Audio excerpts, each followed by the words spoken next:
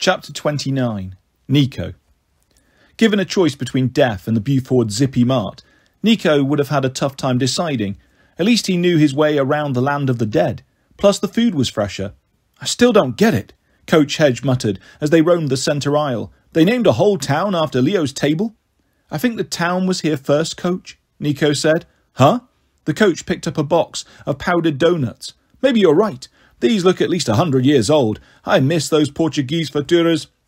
Nico couldn't think about Portugal without his arms hurting. Across his biceps, the werewolf claw marks were still swollen and red. The store clerk had asked Nico if he'd picked a fight with a bobcat. They bought a first aid kit, a pad of paper, so Coach Hedge could write more paper aeroplane messages to his wife, some junk food and soda, since the banquet table in Rayner's new magic tent only provided healthy food and fresh water, and some miscellaneous camping supplies for Coach Hedge's useless but impressively complicated monster traps. Nico had been hoping to find some fresh clothes. 2 days since they'd fled San Juan, he was tired of walking around in his tropical Isla del Encantaroco shirt, especially since Coach Hedge had a matching one. Unfortunately, the Zippy Mart only carried T-shirts with Confederate flags and corny sayings like "keep calm" and "follow the redneck." Nico decided he'd stick with parrots and palm trees. They walked back to the campsite down a 2-lane road under the blazing sun. This part of South Carolina seemed to consist mostly of overgrown fields, punctuated by telephone poles and trees covered in kudzu vines. The town of Buford itself was a collection of portable metal sheds, 6 or 7, which was probably also the town's population. Nico wasn't exactly a sunshine person, but for once he welcomed the warmth. It made him feel more substantial, anchored to the mortal world. With every shadow jump, coming back got harder and harder.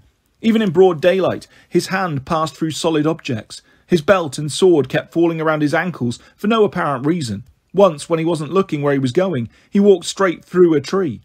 Nico remembered something Jason Grace had told him in the Palace of Notus. Maybe it's time you come out of the shadows. If only I could, he thought. For the first time in his life, he had begun to fear the dark, because he might melt into it permanently.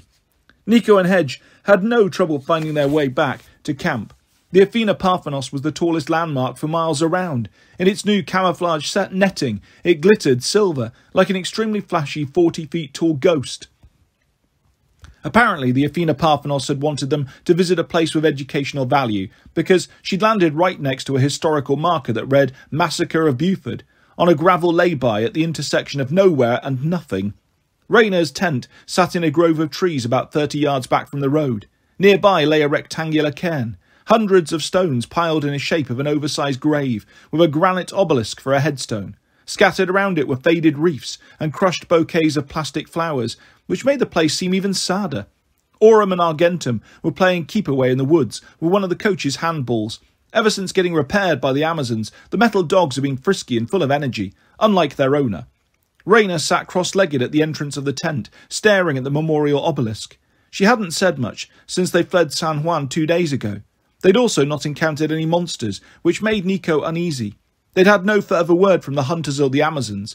They didn't know what had happened to Hilla or Thalia or the giant Orion. Nico didn't like the hunters of Artemis. Tragedy followed them as surely as their dogs and birds of prey. His sister Bianca had died after joining the hunters. Then Thalia Grace became their leader and started recruiting even more young women to their cause, which grated on Nico. As if Bianca's death could be forgotten, as if she could be replaced. When Nico had woken up at Barakina and found the hunter's note about kidnapping Rayner, he'd torn apart the courtyard in rage. He didn't want the hunters stealing another important person from him. Fortunately, he'd got Rayner back, but he didn't like how brooding she had become. Every time he tried to ask her about the incident in the Cal San Jose, those ghosts on the balcony, all staring at her, whispering accusations, Rayner shut him down. Nico knew something about ghosts. Letting them get inside your head was dangerous. He wanted to help Rayner, but since his own strategy was to deal with his problems alone, spurning anyone who tried to get close, he couldn't exactly criticise Rayner for doing the same thing. She glanced up as they approached. "I figured it out." "What historical site this is?" Hedge asked. "Good, because it's been driving me crazy." "The Battle of Wax Horse," she said. Right," Hedge nodded sagely. "That was a vicious little smackdown." Nico tried to sense any restless spirits in the area, but he felt nothing. Unusual for a battleground. "Are you sure?" "In 1780, Rayner said. "The American Revolution. Most of the colonial leaders were Greek demigods. The British generals were Roman demigods. Because England was like Rome back then, Nico guessed, a rising empire. Rayner picked up a crushed bouquet. I think I know why we landed here. It's my fault. Ah, come on, Hedge scoffed. The Buford Zippy Mart isn't anybody's fault. Those things just happen. Rayner picked at the faded plastic flowers. During the Revolution, 400 Americans got overtaken here by British cavalry. The colonial troops tried to surrender, but the British were out for blood. They massacred the Americans, even after they threw down their weapons. Only a few survived. Nico supposed he should have been shocked, but after travelling through the underworld, hearing so many stories of evil and death, a wartime massacre hardly seemed newsworthy. Rayner, how is that your fault? The British commander was Banastra Tarleton. Hedge snorted. I've heard of him. Crazy dude. They called him Benny the Butcher. Yes. Rayner took a shaky breath. He was a son of Bologna. Oh. Nico stared at the oversized grave. It still bothered him that he couldn't sense any spirits. Hundreds of soldiers massacred at this spot. That should have sent out some kind of death vibe. He sat next to Rayner and decided to take a risk. So, you think we were drawn here because you have some sort of connection to the ghosts, like what happened in San Juan? For a count of 10, she said nothing, turning the plastic bouquet in her hand. I don't want to talk about San Juan. You should. Nico felt like a stranger in his own body. Why was he encouraging Rayner to share? It wasn't his style of his business. Nevertheless, he kept talking. The main thing about ghosts, most of them have lost their voices. In Asphodel, millions of them wander around aimlessly, trying to remember who they were. You know why they end up like that? Because in life they never took a stand one way or another. They never spoke out, so they were never heard. Your voice is your identity. If you don't use it, he said with a shrug, you're halfway to Asphodel already. Rayner scowled. Is that your idea of a pep talk? Coach Hedge cleared his throat. This is getting too psychological for me. I'm going to write some letters. He took his notepad and headed into the woods. The last day or so, he'd been writing a lot. Apparently not just to Melly. The coach wouldn't share details, but he hinted that he was calling in some favours to help with the quest. For all Nico knew, he was writing to Jackie Chan. Nico opened his shopping bag. He pulled out a box of Little Debbie oatmeal cream pies and offered one to Rayner. She wrinkled her nose. Those look like they went stale in dinosaur times. Maybe, but I've got a big appetite these days. Any kind of food tastes good, except maybe pomegranate seeds. I'm done with those. Rayner picked at a cream pie and took a bite. The ghosts in San Juan. They were my ancestors. Nico waited. The breeze ruffled the camouflage netting over the Athena Parthenos. The Ramirez Arellano family goes back a long way, Rayner continued. I don't know the whole story. My ancestors lived in Spain when it was a Roman province. My great-great-something-something grandfather was a conquistador. He came over to Puerto Rico with Ponce de Leon. One of the ghosts on the balcony was wearing conquistador armour, Nico recalled. That's him. So, is your whole family descended from Bologna?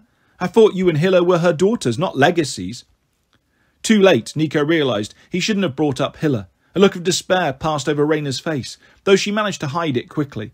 We are her daughters, Rayner said. We're the first actual children of Bologna in the Ramirez Arellano family, and Bologna has always favoured our clan. Millennia ago, she decreed that we would play pivotal roles in many battles. Like you're doing now, Nico said. Rayner brushed crumbs from her chin. Perhaps. Some of my ancestors have been heroes, some have been villains. You saw the ghost with the gunshot wounds in the chest. Nico nodded. A pirate? The most famous in Puerto Rican history. He was known as the Pirate Confresi, but his family name was Ramirez de Arellano. Our house, the family villa, was built with money from treasure that he buried. For a moment, Nico felt like a little kid again. He was tempted to blurt out, "That's so cool!" Even before he got into mythomagic, he'd been obsessed with pirates. Probably that one reason he'd been so smitten with Percy, a son of a sea god. And the other ghosts? He asked.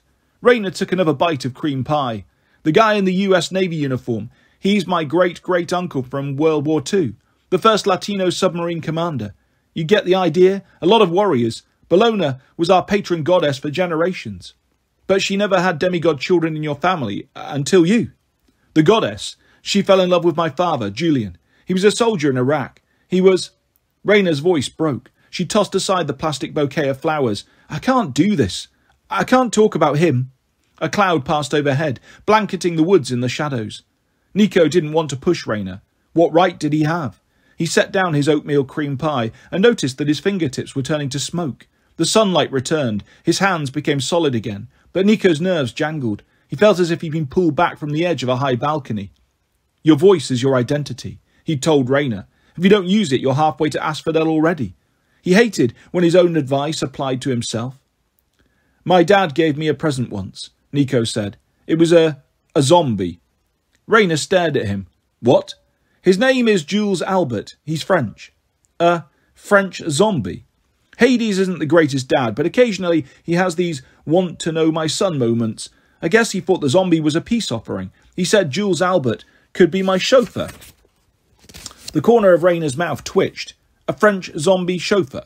Nico realised how ridiculous it sounded. He'd never told anyone about Jules Albert, not even Hazel, but he kept talking. Hades had this idea that I should, try to act like a modern teenager, make friends, get to know the 21st century. He vaguely understood that mortal parents drive their kids around a lot. He couldn't do that, so his solution was a zombie. To take you to the mall, Rainer said, or the drive-through at In-N-Out Burger. I suppose. Nico's nerves began to settle, because nothing helps you make friends faster than a rotting corpse with a French accent. Rainer laughed. I'm sorry, I shouldn't make fun. It's okay. Point is, I don't like talking about my dad either, but sometimes, he said, looking her in the eyes. You have to? Rainer's expression turned serious. I never knew my father in his better days. Hiller said he used to be gentler when she was very small, before I was born. He was a good soldier, fearless, disciplined, cool under fire. He was handsome. He could be very charming. Bellona blessed him, as she had with so many of my ancestors, but that wasn't enough for my dad. He wanted her for his wife. Over in the woods, Coach Hedge muttered to himself as he wrote. 3 paper aeroplanes were already spiralling upward in the breeze, heading to God's know where. My father dedicated himself completely to Bellona, Rainer continued. It's one thing to respect the power of war, it's another thing to fall in love with it. I don't know how he did it, but he managed to win Bellona's heart. My sister was born just before he went to Iraq for his last tour of duty. He was honourably discharged, came home a hero. If he'd been able to adjust to civilian life, everything might have been all right. But he couldn't, Nico guessed. Rainer shook her head. Shortly after he got back, he had one last encounter with the goddess. That's the reason I was born.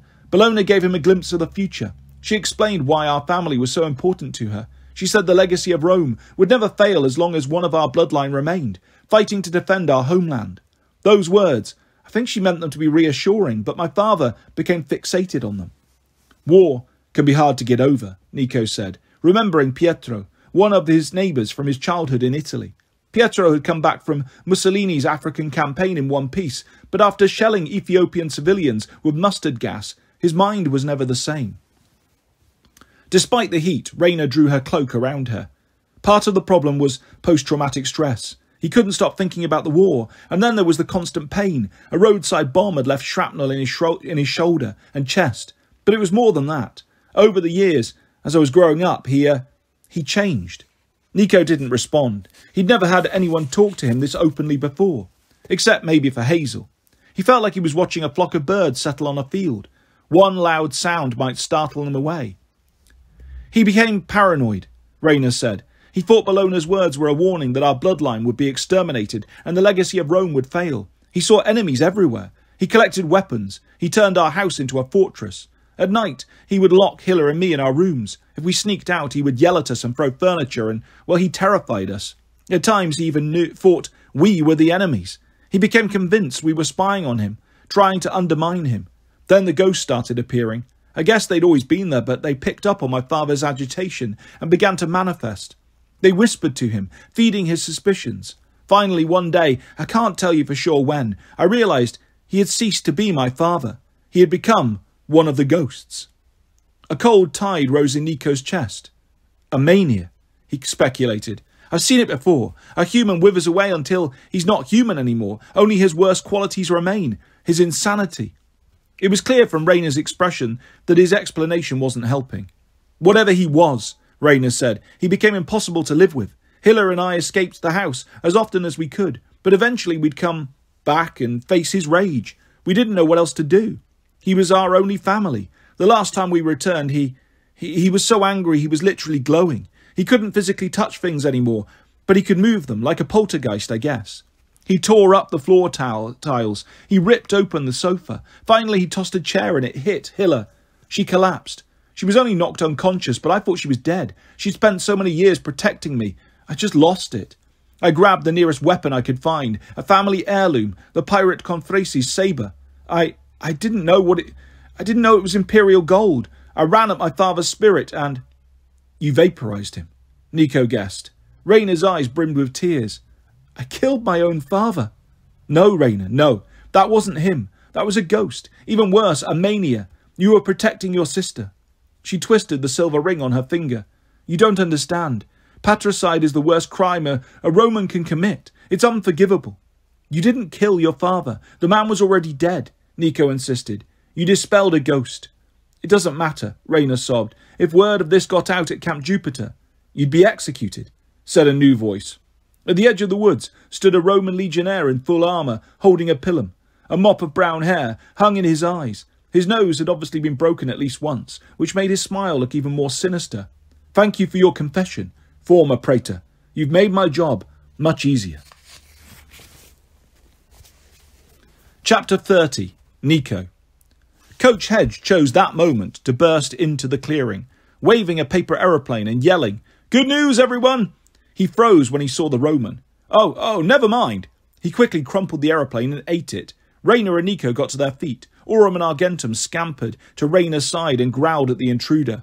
How this guy had got so close with none of them noticing, Nico didn't understand. Bryce Lawrence, Rayna said, Octavian's newest attack dog. The Roman inclined his head. His eyes were green, but not sea green like Percy's, more like pond scum green. The Augur has many attack dogs, Bryce said. I'm just the lucky one who found you. Your Gracchus friend here. He pointed his chin at Nico. He was easy to track. He stinks of the underworld. Nico unsheathed his sword. You know the underworld? Would you like to arrange a visit? Bryce laughed. His front teeth were 2 different shades of yellow. Do you think you can frighten me? I'm a descendant of Orcus, the god of broken vows and eternal punishment. I've heard the screams in the fields of punishment firsthand. They're music to my ears. Soon I'll be adding one more damned soul to the chorus. He grinned at Rayna. Patricide, eh? Octavian will love this news. You are under arrest for multiple violations of Roman law. You being here is against Roman law, Rayna said. Romans don't quest alone. A mission has to be led by someone of centurion rank or higher. You're in probatio, and even giving you that rank was a mistake. You have no right to arrest me. Bryce shrugged. In times of war, some rules have to be flexible. But don't worry. Once I bring you in for trial, I'll be rewarded with full membership in the Legion. I imagine I'll be promoted to centurion too. Doubtless there will be vacancies after the coming battle. Some officers won't survive, especially if their loyalties aren't in the right place. Coach Hedge hefted his bat. I don't know the proper Roman etiquette, but can I bash this kid now? A fawn, Bryce said. Interesting. I heard the Greeks actually trusted their goat men. Hedge bleated. I'm a satyr, and you can trust I'm going to put this bat upside your head, you little punk. The coach advanced, but as soon as his foot touched the cairn, the stones rumbled like they were coming to the boil. Out of the gravesite, skeletal warriors erupted, Spartoi, in the tattered remains of British redcoat uniforms. Hedge scrambled away, but the first 2 skeletons grabbed his arms and lifted him off the ground. The coach dropped his bat and kicked his hooves. Let me go, you stupid boneheads, he bellowed. Nico watched, paralysed, as the grave spewed forth more dead British soldiers. 5, 10, 20, multiplying so quickly that Rayna and her metal dogs were surrounded before Nico even thought to raise his sword. How could he not have sent so many dead, so close at hand?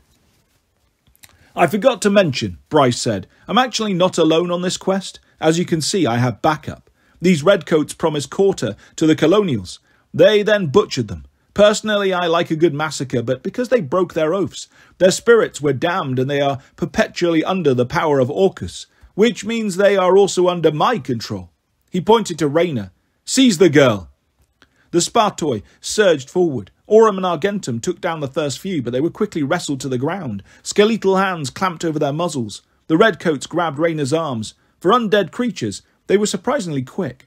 Finally, Nico came to his senses. He slashed at the Spartoi, but his sword passed harmlessly through them. He exerted his will, ordering the skeletons to dissolve. They acted as if he didn't exist. What's wrong, son of Hades? Bryce's voice was filled with fake sympathy. Losing your grip?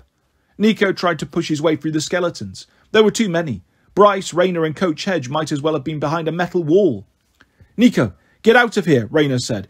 Get to the statue and leave. Yes, off you go, Bryce agreed. Of course you realise that your next shadow jump will be your last. You know you don't have the strength to survive another. But by all means take the Athena Parthenos. Nico glanced down. He still held his Stygian sword, but his hands were dark and transparent like smoky glass. Even in the direct sunlight, he was dissolving. Stop this, he said. Oh, I'm not doing a thing, Bryce said, but I am curious to see what will happen. If you take the statue, you'll disappear with it forever, right into oblivion. If you don't take it, well, I have orders to bring Rayner in alive to stand trial for treason. I have no orders to bring you in alive, or the fawn.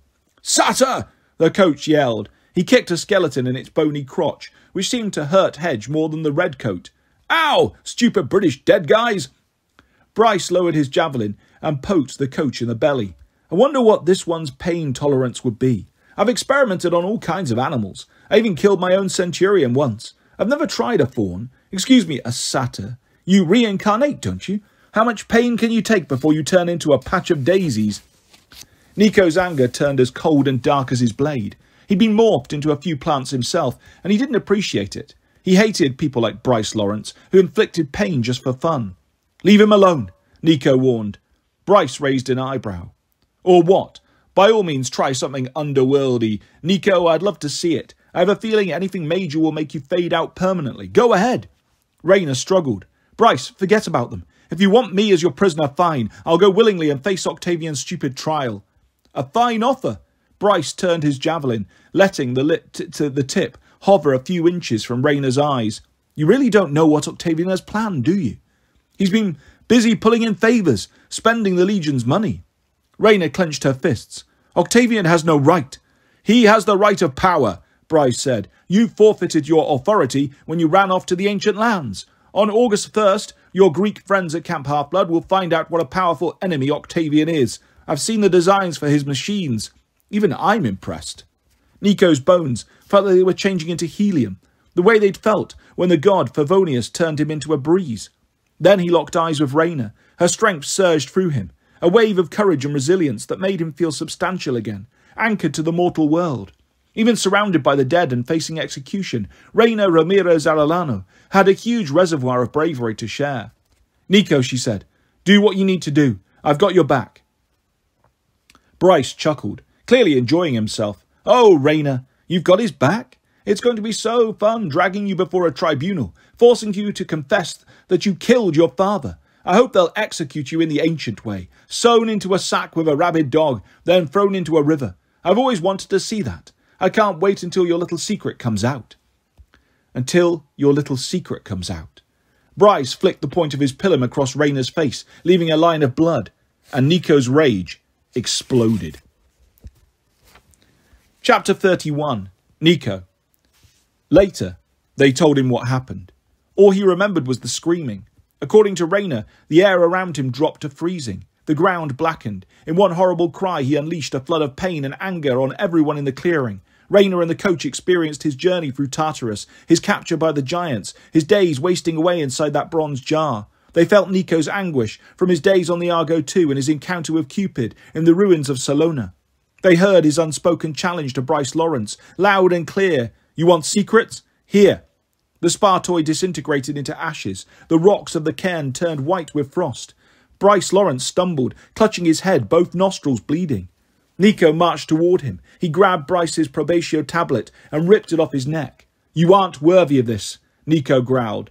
The earth split under Bryce's feet. He sank up to his waist. Stop! Bryce clawed at the ground and the plastic bouquets, but his body kept sinking. You took an oath to the Legion. Nico's breath steamed in the cold. You broke its rules. You inflicted pain. You killed your own centurion. I didn't. You should have died for your crimes, Nico continued. That was the punishment. Instead, you got exile. You should have stayed away. Your father Orcus may not approve of broken oaths, but my father Hades really doesn't approve of those who escape punishment. Please! The word didn't make sense to Nico. The underworld had no mercy. It only had justice. You're already dead, Nico said. You're a ghost with no tongue, no memory. You won't be sharing any secrets. No! Bryce's body turned dark and smoky. He slipped into the earth up to his chest. No, I am Bryce Lawrence. I'm alive. Who are you? Nico asked. The next sound from Bryce's mouth was a chattering whisper. His face became indistinct. He could have been anyone, just another nameless spirit among millions. Begone, Nico said. The spirit dissipated. The earth closed. Nico looked back and saw that his friends were safe. Rayner in the coach stared at him in horror. Rayner's face was bleeding. Aurum and Argentum turned in circles, as if their mechanical brains had short-circuited. Nico collapsed. His dreams made no sense, which was almost a relief. A flock of ravens circled in a dark sky. Then the ravens turned into horses galloping through the surf. He saw his sister, Bianca, sitting in the dining pavilion at Camp Half-Blood with the hunters of Artemis. She smiled and laughed with her new group of friends. Then Bianca changed into Hazel, who kissed Nico on the cheek and said, I want you to be an exception. He saw the harpy, Ella, with her shaggy red hair and red feathers, her eyes like dark coffee. She perched on the couch of the big house's living room. Propped next to her was the magical stuffed leopard head, Seymour. Ella rocked back and forth, feeding the leopard Cheetos. Cheese is not good for harpies, she muttered. Then she scrunched up her face and chanted one of her memorized lines of prophecy. The fall of the sun, the final verse. She fed Seymour more Cheetos. Cheese is good for leopard heads. Seymour roared in agreement. Ella changed into a dark-haired, extremely pregnant cloud nymph, writhing in pain on a camp bunk bed. Clarice Larue sat next to her, wiping the nymph's head with a cool cloth. Melly, you'll be fine, Clarice said, though she sounded worried. No, nothing is fine, Melly wailed. Gaia is rising. The scene shifted. Nico stood with Hades in the Berkeley Hills on the day Hades first led him to Camp Jupiter. Go to them, said the god. Introduce yourself as a child of Pluto. It is important you make this connection. Why? Nico asked. Hades dissolved. Nico found himself back in Tartarus, standing before Aklis, the goddess of misery. Blood streaked her cheeks. Tears streamed from her eyes, dripped on the shield of Hercules in her lap. Child of Hades, what more could I do to you? You are perfect. So much sorrow and pain. Nico gasped. His eyes flew open. He was flat on his back, staring at the sunlight in the tree branches. Thank the gods. Rayner leaned over him, her hand cool on his forehead. The bleeding cut on her face was completely gone. Next to her, Coach Hedge scowled sadly. Nico had a great view right up his nostrils. Good, said the coach. Just a few more applications. He held up a large square bandage, coated with sticky brown gunk, and plastered it over Nico's nose. What is... Ah! The gunk smelled like potting soil, cedar chips, grape juice, and just a hint of fertilizer. Nico didn't have the strength to remove it. His senses started to work again. He realised he was lying on a sleeping bag outside the tent. He was wearing nothing but his boxer shorts and 1,000 gross, brown, plastered bandages all over his body. His arms, legs and chest were itchy from the drying mud. Are you trying to plant me? He murmured. It's sports medicine with a little nature magic, said the coach. Kind of a hobby of mine. Nico tried to focus on Rayner's face. You approved this? She looked like she was about to pass out from exhaustion, but she managed to smile. Coach Hedge brought you back from the brink. The unicorn draft, ambrosia, nectar. We couldn't use any of it. You were fading so badly. Fading? Don't worry about that now, kid. Hedge put a drinking straw next to Nico's mouth. Have some Gatorade. I don't want... You'll have some Gatorade, the coach insisted. Nico had some Gatorade. He was surprised at how thirsty he was. What happened to me, he asked. To Bryce, to those skeletons. Rayner and the coach exchanged an uneasy look. There's good news and bad news, Rayner said. But first eat something. You'll need your strength back before you hear the bad news. Chapter 32. Nico.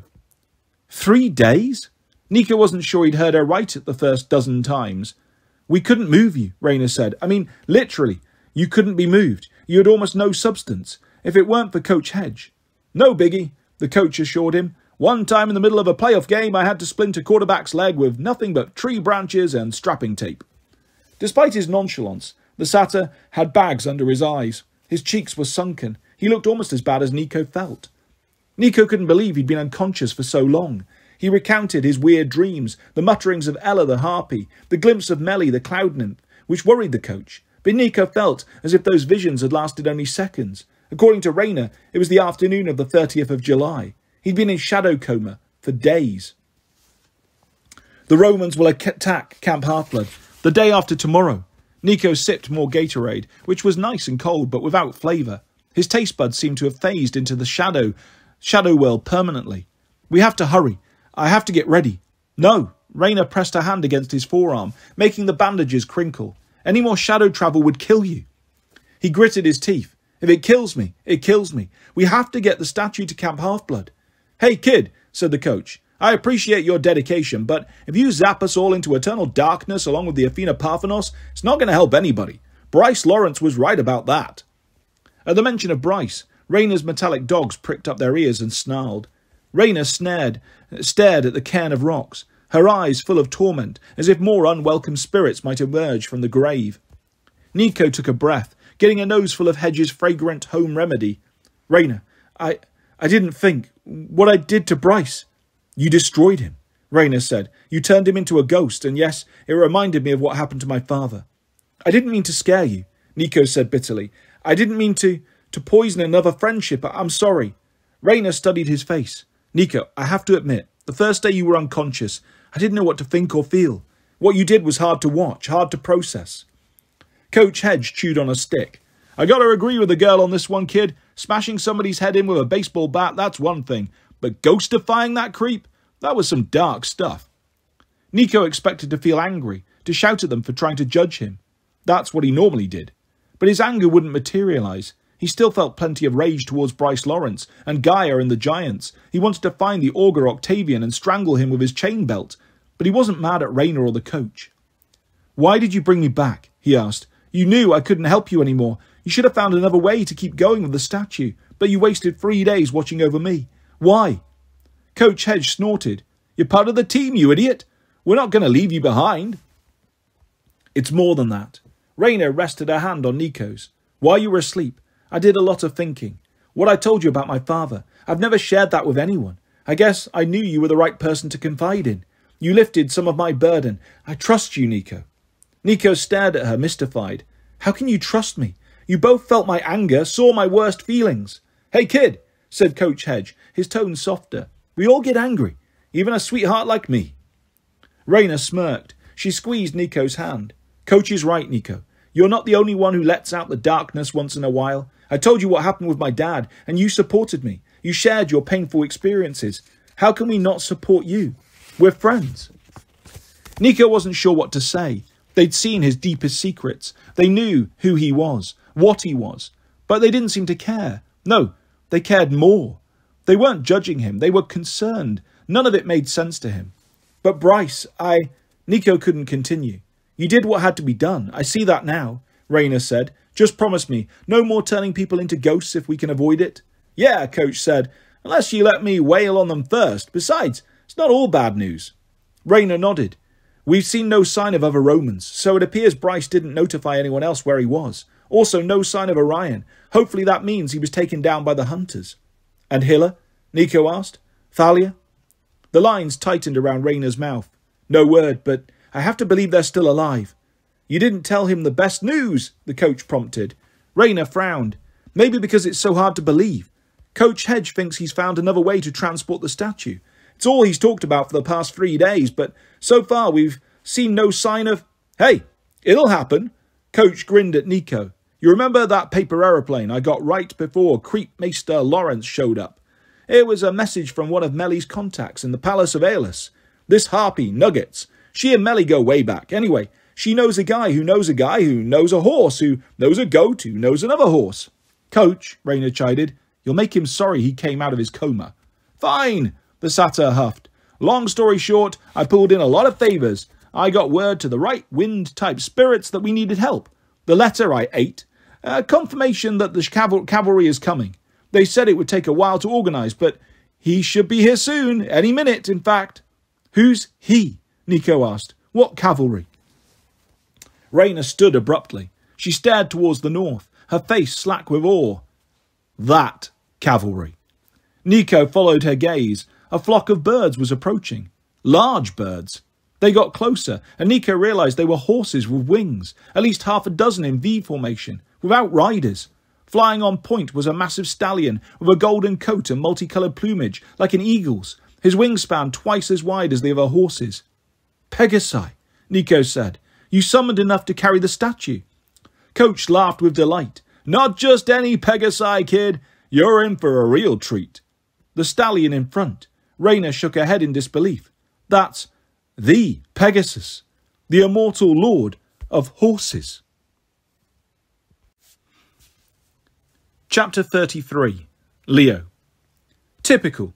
Just as Leo finished his modifications, a big storm goddess came along and smacked the grommets right out of his ship. After their encounter with Kimopo What's-Her-Name, the Argo 2 limped through the Aegean, too damaged to fly, too slow to outrun monsters. They fought hungry sea serpents about every hour. They attracted schools of curious fish.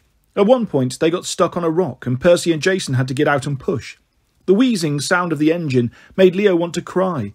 Over the course of 3 long days, he finally got the ship more or less back to working order, just as they made port at the island of Mykonos, which probably meant it was time for them to get bashed to pieces again. Percy and Annabeth went ashore to scout, while Leo stayed on the quarterdeck, fine-tuning the control console. He was so engrossed in the wiring that he didn't notice the landing party was back until Percy said, "Hey man, gelato?" Instantly, Leo's day got better. The whole crew sat on deck, without a storm or a monster attack to worry about for the first time in days, and ate ice cream. Well, except for Frank, who was lactose intolerant. He got an apple. The day was hot and windy, the sea glittered with chop, but Leo had fixed the stabilizers well enough that Hazel didn't look too seasick. Curving off to their starboard side was the town of Mykonos, a collection of white stucco buildings with blue roofs, blue windows and blue doors. "We saw these pelicans walking around town," Percy reported, "like just going through the shops, shopping at the bars." Hazel frowned. "Monsters in disguise?" "No," Annabeth said, laughing. "Just regular old pelicans. They're the town mascots or something, and there's a little Italy section of town. That's why the gelato is so good." "Europe is messed up," Leo shook his head. "First we go to Rome for Spanish steps, then we go to Greece for Italian ice cream." But he couldn't argue with the gelato. He ate his double chocolate delight and tried to imagine what he and his friends were just chilling, though they were just chilling on a vacation, which made him wish Calypso was with him, which made him wish the war was over and everybody was alive, which made him sad. It was the 30th of July, less than 48 hours until G-Day, when Gaia, the princess of potty sludge, would awaken in all her dirt-faced glory. The strange thing was, the closer they got to the 1st of August, the more upbeat his friends acted. Or maybe upbeat wasn't the right word. They seemed to be pulling together for the final lap, aware that the next 2 days would make or break them. There was no point moping around when you faced imminent death. The end of the world made gelato taste a lot better. Of course, the rest of the crew hadn't been down in the stables with Leo, talking with the victory goddess Nike over the past 3 days. Piper set down her ice cream cup. "So, the island of Delos is right across the harbour. Artemis and Apollo's home turf. Who's going?" "Me," Leo said immediately. Everybody stared at him. "What?" Leo demanded. "I'm diplomatic and stuff. Frank and Hazel volunteered to back me up." "We did?" Frank lowered his half-eaten apple. I mean, sure we did." Hazel's gold eyes flashed in the sunlight. "Leo, did you ever dream about this or something?" "Yes," Leo blurted. "Well, no, not exactly, but you got to trust me on this, guys. I need to talk to Apollo and Artemis. I've got an idea. I need to bounce off them." Annabeth frowned. She looked like she might object, but Jason spoke up. "If Leo has an idea," he said, "we need to trust him." Leo felt guilty about that, especially considering what his idea was, but he mustered a smile. "Thanks, man." Percy shrugged. "Okay, but a word of advice. When you see Apollo, don't mention haiku." Hazel knitted her eyebrows. "Why not? Isn't he the god of poetry?" "Just trust me." "Got it." Leo rose to his feet. "And guys, if they have a souvenir shop on Delos, I'm totally bringing you back some Apollo and Artemis bobbleheads." Apollo didn't seem to be in the mood for haiku. He wasn't selling bobbleheads either. Frank had turned into a giant eagle to fly to Delos, but Leo hitched a ride with Hazel on Arion's back. No offence to Frank, but after the fiasco at Fort Sumter, Leo had become a conscientious objector to riding giant eagles. He had a 100% failure rate. They found the island deserted, maybe because the seas were too choppy for the tourist boats. The windswept hills were barren except for rocks, grass and wildflowers, and of course a bunch of crumbling temples. The rubble was probably very impressive, but ever since Olympia, Leo had been on ancient ruins overload. He was so done with white marble columns. He wanted to get back to the US, where the oldest buildings were the public schools and ye olde McDonald's. They walked down an avenue lined with white stone lions, the faces weathered, almost featureless. It's eerie, Hazel said. You sense any ghosts? Frank asked. She shook her head. The lack of ghosts is eerie. Back in ancient times, Delos was sacred ground. No mortal was allowed to be born here or die here. There are literally no mortal spirits on this whole island. Cool with me, Leo said. Does that mean nobody's allowed to kill us here? I didn't say that. Hazel stopped at the summit of a low hill. Look, down there. Below them, the hillside had been carved into an amphitheatre. Scrubby plants sprouted between the rows of stone benches, so it looked like a concert for thorn bushes. Down at the bottom, sitting on a block of stone in the middle of the stage, the god Apollo hunched over a ukulele, plucking out a mournful tune. At least, Leo assumed it was Apollo. The dude looked about 17, with curly blonde hair and a perfect tan. He wore tattered jeans, a black t-shirt, and a white linen jacket with glittering rhinestone lapels, like he was trying for an Elvis, Ramones Beach Boys hybrid look. Leo didn't usually think of the ukulele as a sad instrument. Pathetic, sure, but not sad. Yet the tune Apollo strummed was so melancholy it broke Leo's feels. Sitting in the front row was a young girl of about 13, wearing black leggings and a silver tunic, her dark hair pulled back in a ponytail. She was whittling on a long piece of wood, making a bow. Those are the gods? Frank asked. They don't look like twins. Well, think about it, Hazel said. If you're a god, you can look like whatever you want. If you had a twin... I'd choose to look like anything but my sibling, Frank agreed. So what's the plan? Don't shoot, yelled Leo. It seemed like a good opening line, facing two archery gods. He raised his arms and headed down to the stage. Neither god looked surprised to see them. Apollo sighed and went back to playing his ukulele. When they got to the front row, Artemis muttered, "There you are. We were beginning to wonder." That took the pressure out of Leo's pistons. He'd been ready to introduce himself, explain how they'd come in peace, maybe tell a few jokes and offer breath mints. "So, you were expecting us then," Leo said. "I can tell because you're both so excited." Apollo plucked a tune that sounded like the funeral version of Camptown Races. "We were expecting to be found, bothered and tormented. We didn't know by whom. Can you not leave us to our misery?" "You know they can't, brother," Artemis chided. "They require our help with their quest, even if the odds are hopeless." "You two are full of good cheer," Leo said. "Why are you hiding out here anyway? Shouldn't you be, I don't know, fighting giants or something?"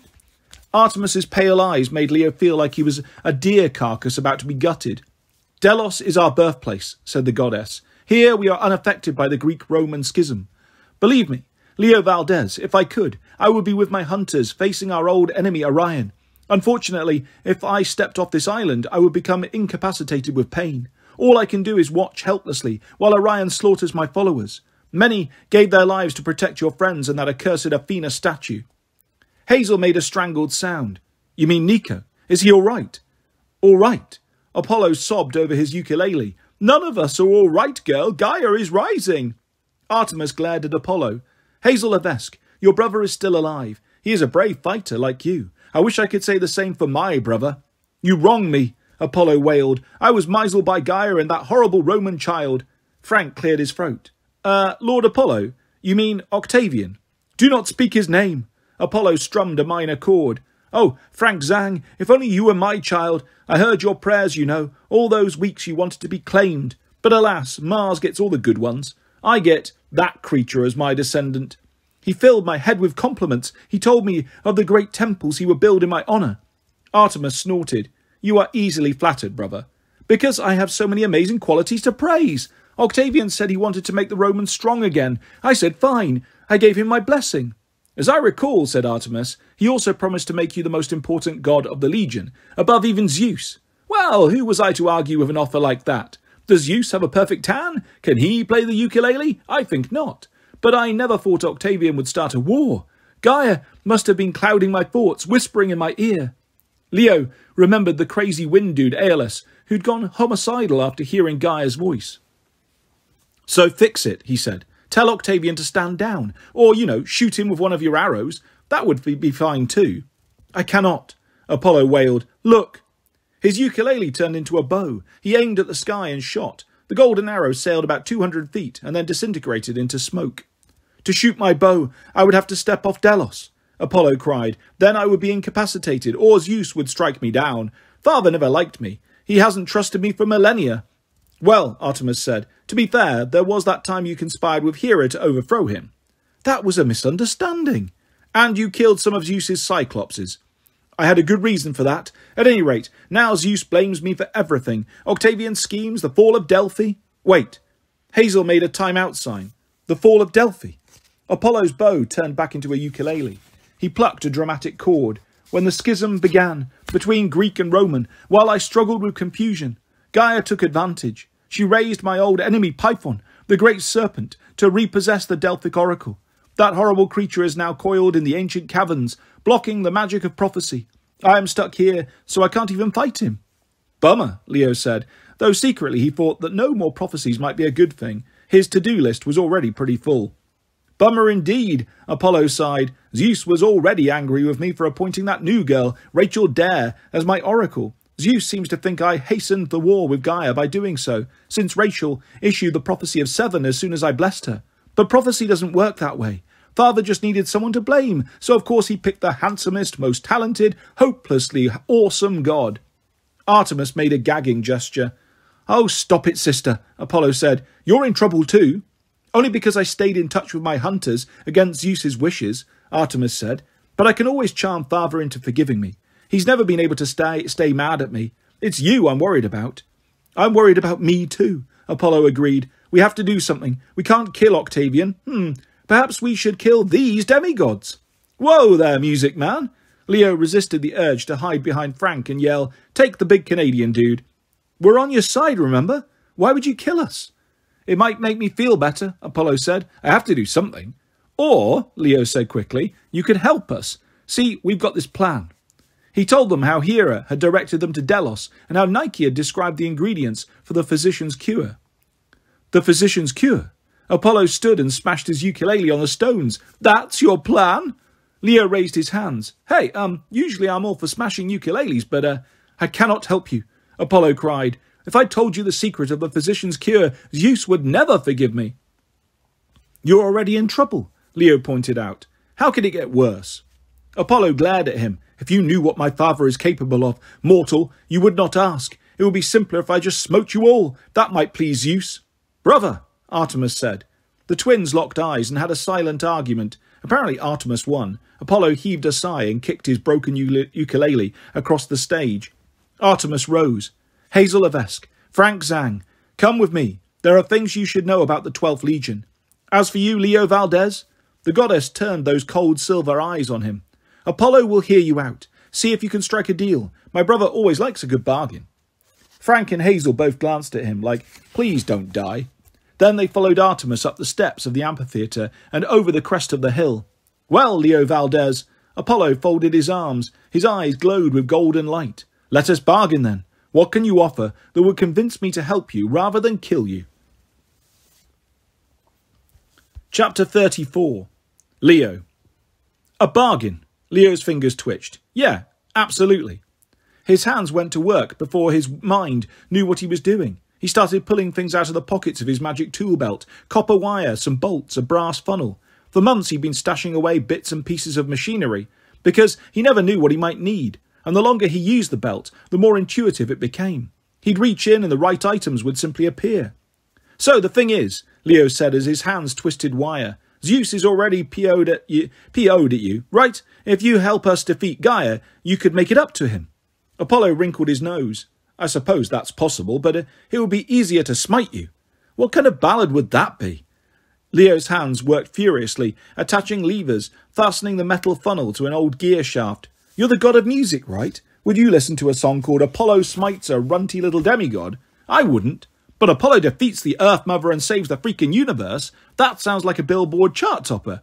Apollo gazed into the air, as if envisioning his name on a marquee. What do you want exactly? And what do I get out of it? First thing I need, advice.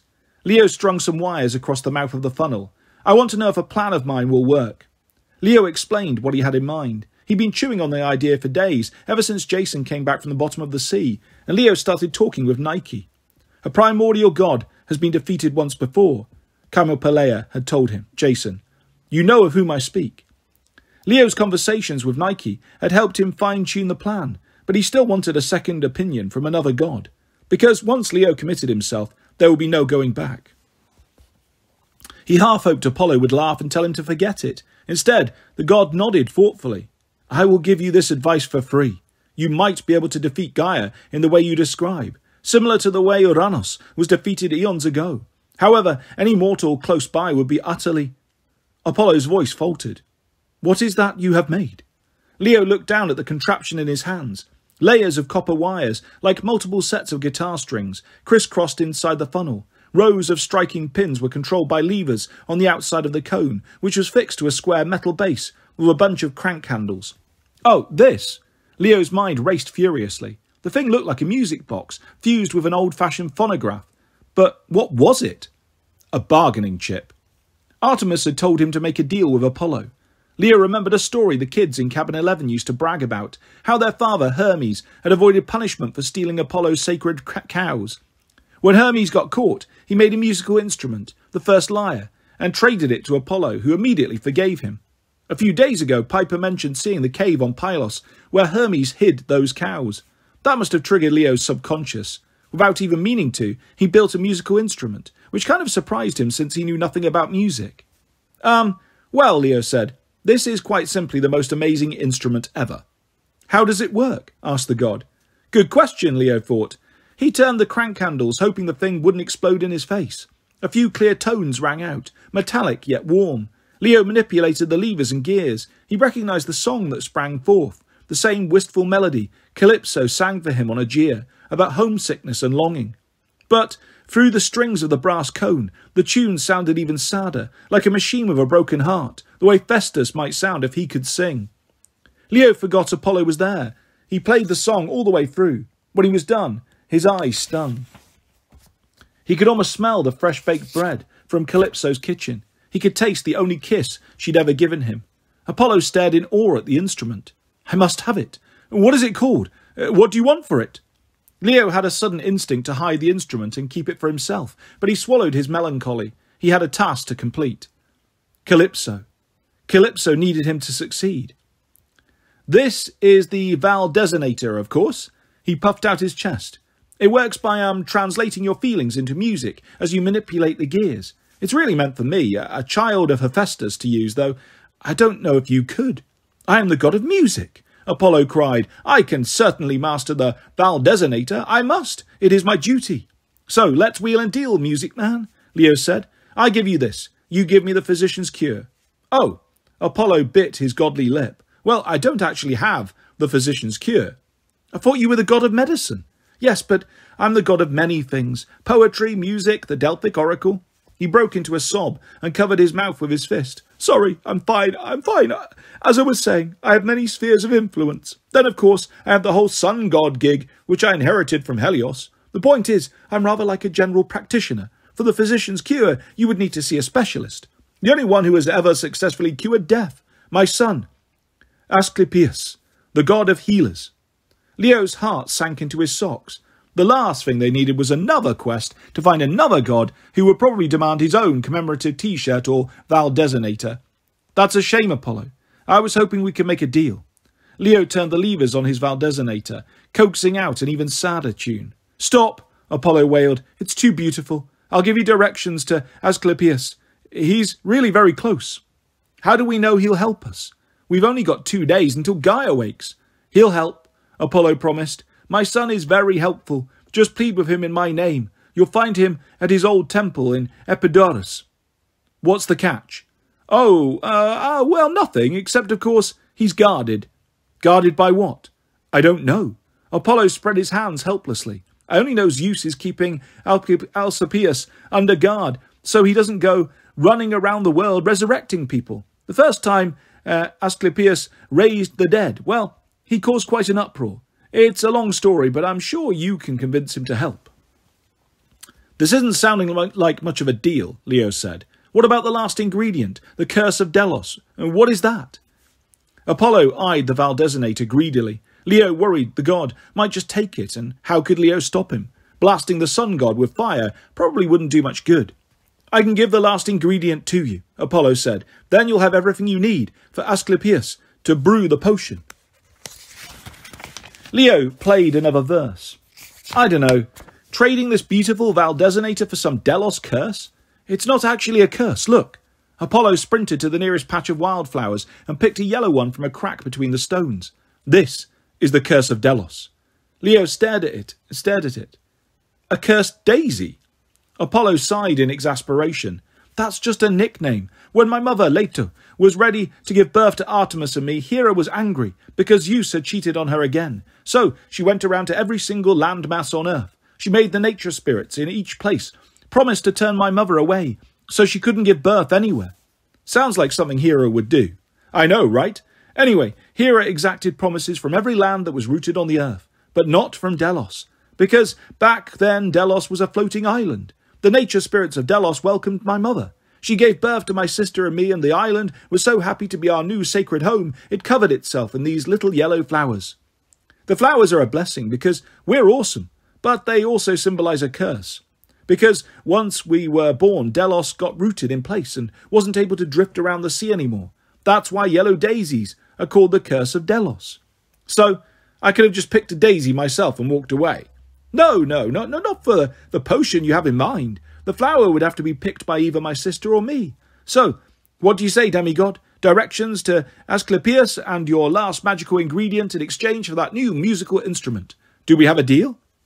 Leo hated to give away a perfectly good Valdesonator for a wildflower, but he saw no other choice. You drive a hard bargain, music man. They made the trade.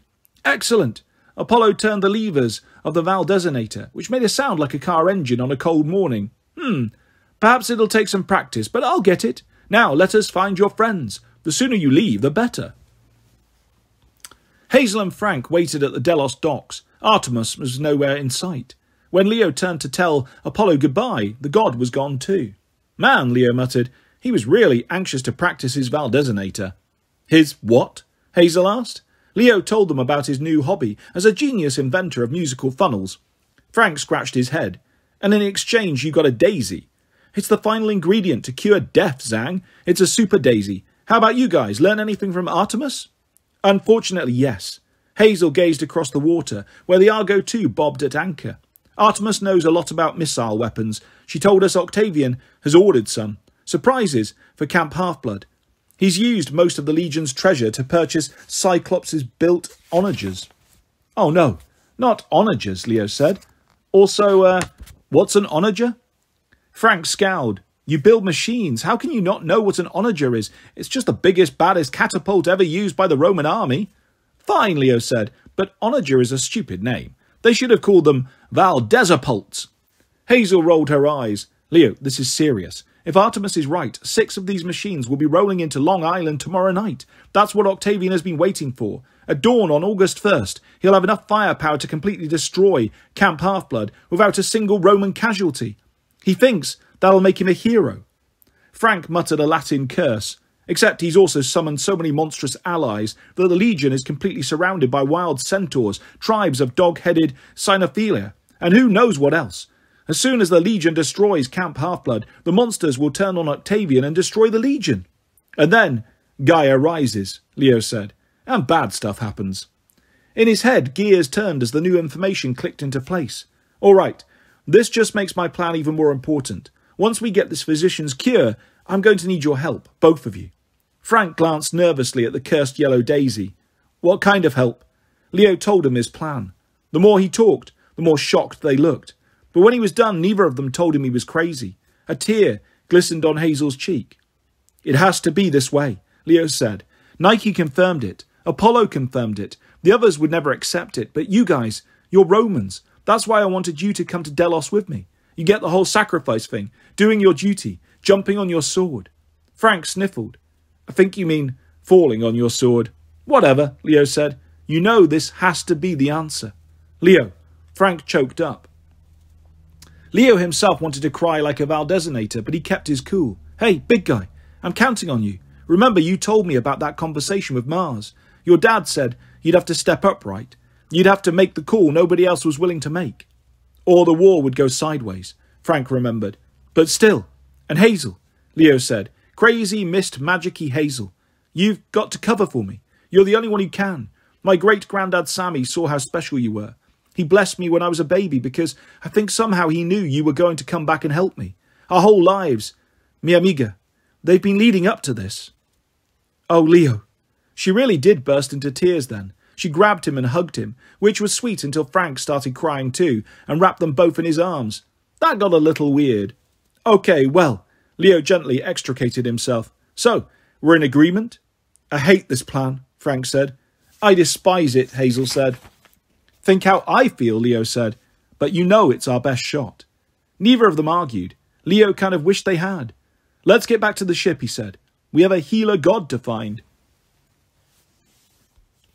Chapter 35. Leo. Leo spotted the secret entrance immediately. Oh, that's beautiful. He manoeuvred the ship over the ruins of Epidaurus. The Argo too really wasn't in good shape to fly, but Leo had got her airborne after only one night of work. With the world ending tomorrow morning, he was highly motivated. He'd primed the oar flaps. He'd injected Styx water into the samouflange. He'd treated Festus the figurehead to his favourite brew, 30-weight motor oil and Tabasco sauce. Even Buford the Wonder Table had pitched in, rattling around below decks while his holographic mini-hedge yelled, "Give me 30 push-ups!" to inspire the engine.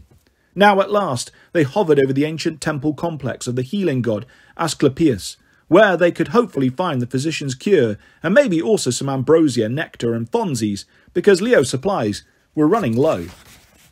Next to him on the quarterdeck, Percy peered over the railing.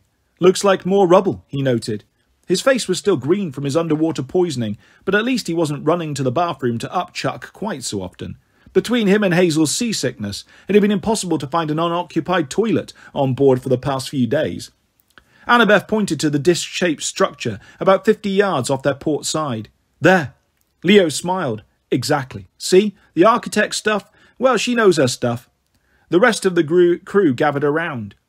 What are we looking at? Frank asked. Ah, Senor Zhang, Leo said. You know how you're always saying, Leo, you're the only true genius among demigods? I'm pretty sure I never said that. Well, turns out there are other true geniuses, because one of them must have made that work of art down there. It's a stone circle, Frank said. Probably the foundation of an old shrine. Piper shook her head. No, it's more than that. Look at the ridges and grooves carved around the rim. Like the teeth of a gear, Jason offered. And those concentric rings. Hazel pointed to the centre of the structure, where curved stones formed a sort of bullseye. The pattern reminds me of Pasiphae's pendant, the symbol of the labyrinth. Ha! Leo scowled. Well, I hadn't thought of that, but think mechanical. Frank, Hazel, where did we see concentric circles like that before? The laboratory under Rome, Frank said. The Archimedes lock on the door, Hazel recalled. It had rings within rings. Percy snorted. You're telling me that's a massive stone lock? It's like 50 feet in diameter. Leo might be right, Annabeth said. In ancient times, the temple of Asclepius was like the central general hospital of Greece. Everybody came here for the best healing. Above ground, it was the size of a major city, but supposedly the real action happened below ground. That's where the high priests had their intensive care, super magical type compound, accessed by a secret passage. Percy scratched his ear. So, if that big round thing is the lock, how do we get the key? Way ahead of you, Aquaman, Leo said. Okay, do not call me Aquaman. That's even worse than Waterboy. Leo turned to Jason and Piper. You guys remember the giant Archimedes grabber arm I told you I was building? Jason raised an eyebrow. I thought you were kidding. Oh, my friend, I never kid about when I'm talking about giant grabber arms. Leo rubbed his hands in anticipation. It's time to go fishing for prizes. Compared to the other modifications Leo had made to the ship, the grabber arm was a piece of cake. Originally, Archimedes had designed it to pluck enemy ships out of the water. Now Leo found another use for it. He opened the hull's forward access vent and extended the arm, guided by the console monitor and Jason, who flew outside yelling directions. Left, Jason called. Couple of inches. Yeah, okay, down. Keep it going, keep it coming. You're good. Using his trackpad and turntable controls, Leo opened the claw. Its prongs settled around the grooves in the circular stone structure below. He checked the aerial stabilizers and the monitor's video feed. Okay, little buddy. Leo patted the Archimedes sphere embedded in the helm. This is all you. He activated the sphere.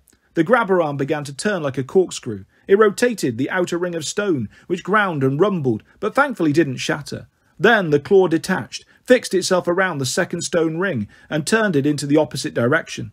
Standing next to him at the monitor, Piper kissed him on the cheek. It's working, Leo. You're amazing. Leo grinned. He was about to make a comment about his own awesomeness, then he remembered the plan he had worked out with Hazel and Frank, and the fact that he might never see Piper again after tomorrow.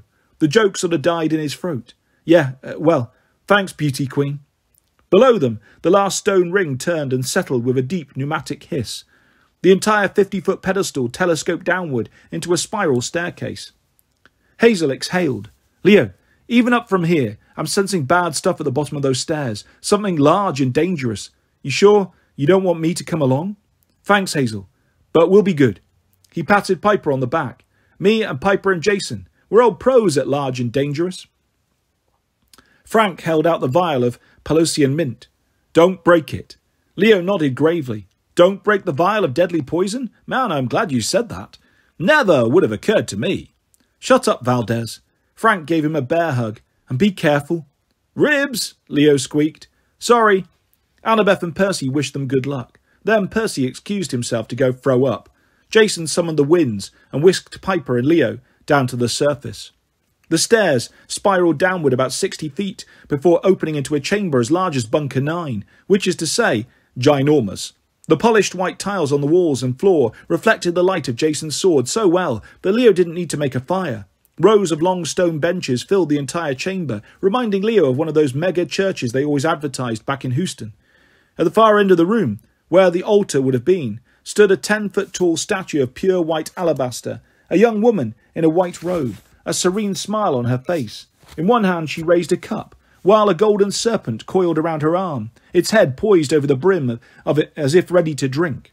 Large and dangerous, Jason guessed. Piper scanned the room. This must have been the sleeping area. Her voice echoed a little too loudly for Leo's comfort. The patients stayed here overnight. The god Asclepius was supposed to send them a dream, telling them what cure to ask for. How do you know that? Leo asked. Annabeth told you? Piper looked offended. I know stuff. That statue over there is Hygeia, the daughter of Asclepius. She's the goddess of good health.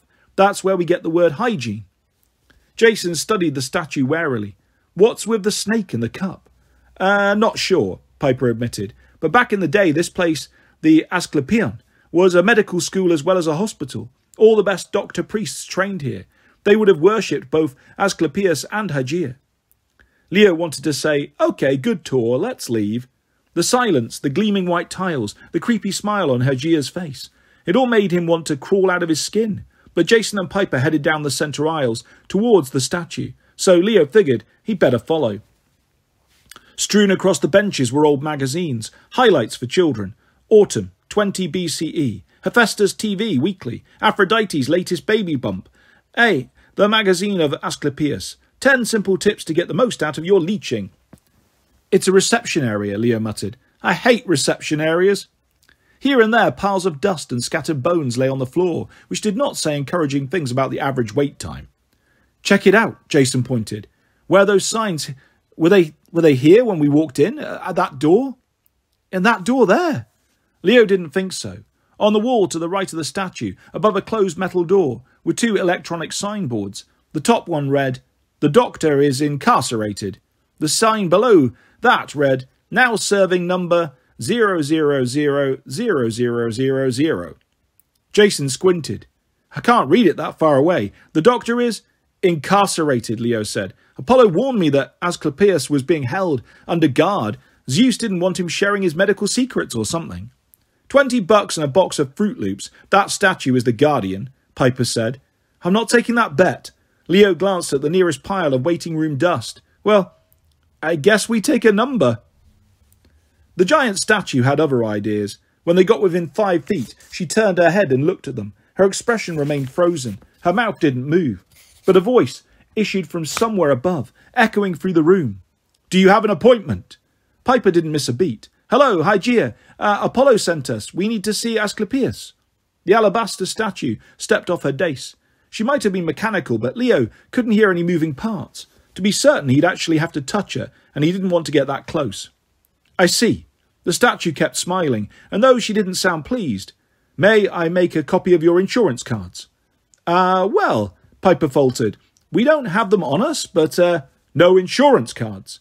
The statue shook her head. An exasperated sigh echoed through the chamber.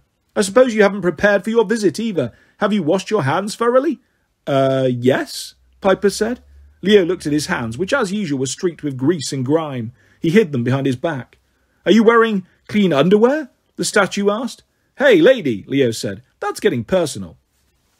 You should always wear clean underwear to the doctor's office, chided Hygeia. I'm afraid you are a health hazard. You will have to be sanitized before we can proceed. The golden snake uncurled and dropped from her arm. It reared its head and hissed, flashing sabre-like fangs. Jason said, getting sanitized by large snakes isn't covered by our medical plan. Darn it! Oh, that doesn't matter, Hygeia assured him. Sanitizing is a community service. It's complimentary. The snake lunged. Leo had had a lot of practice dodging mechanical monsters, which was good because the golden serpent was fast. Leo leapt to one side and the snake missed his head by an inch. He rolled and came up, hands blazing, and the snake attacked. Leo blasted it in the eyes, causing it to veer left and smash into the bench. Piper and Jason went to work on Hygeia. They slashed through the statue's knees, felling her like an alabaster Christmas tree. Her head hit a bench. Her chalice splashed streaming acid all over the floor. Jason and Piper moved in for the kill, but before they could strike, Hygeia's legs popped back on like they were magnetic. The goddess rose, still smiling. Unacceptable, she said. The doctor will not see you until you are properly sanitized. She sloshed her cup towards Piper, who jumped out of the way as more acid splashed across the nearest benches, dissolving the stone in a hissing cloud of steam.